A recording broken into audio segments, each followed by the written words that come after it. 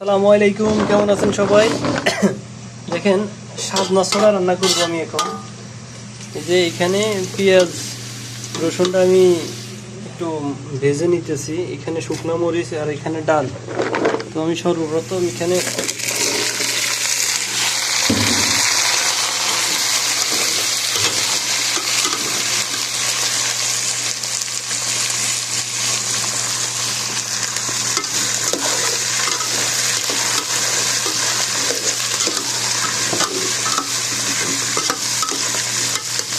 কেমন রান্না করে জানি না, আমি হালকা একটু তেলের মধ্যে ভাজতে নিচ্ছি।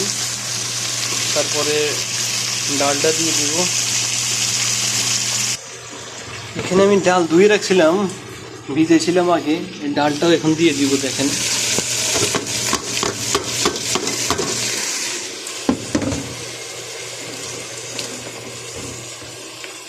তার সাথে পানি, ডাল দিয়ে দিলাম, একটু মিক্স করে নিই। আর এখানে একটু শুকনো মরিচ দিলাম আমি, আর এগুলো পরে দিব।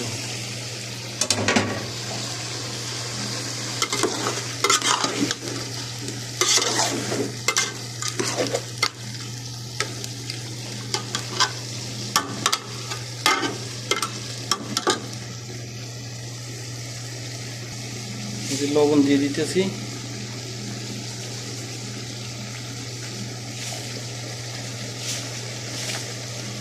লবণ দিয়ে দিলাম।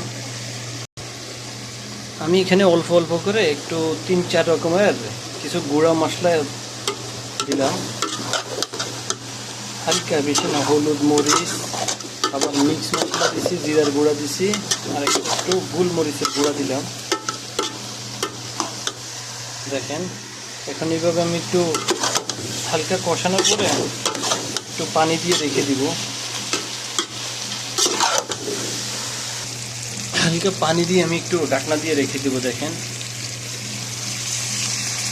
হালকা কি পানিটা দিয়ে রেখে দেবো যেন ঠিক মতো সিদ্ধ হয় আর কি। এই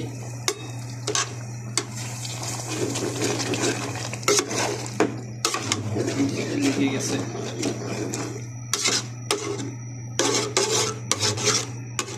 দশ মিনিট আমি রেখে দেবো এভাবে।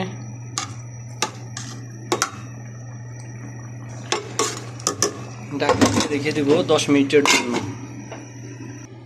10 মিনিটের জন্য ঢাকনা দিয়ে রেখে দিয়েছিলাম। দেখেন আমার সাজনা পাতার যে ছড়া আছে, সাজনা ছড়া রেসিপি হয়ে গেছে। আর রেসিপি কি, তরকারি, ডাল দিয়ে তরকারি রান্না করছিলাম। দেখেন শুকনো মরিচ দিয়ে, ও কালারটা সেই আসছে। একটু টেস্ট করে দেখি কেমন হয়েছে। একটু টেস্ট, ছোট এক পিস নেই। দেখেন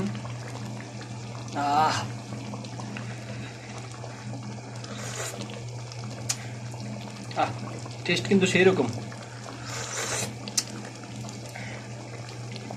একটু মিষ্টি মিষ্টি লাগে, কি লেগে বুঝতেছি না। ডাল বেশি দেওয়া তো মনে হয়।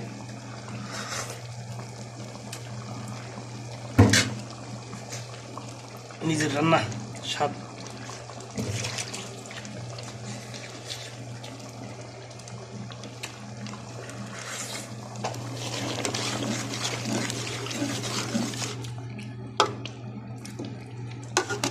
না, মোটামুটি ভালোই হয়েছে।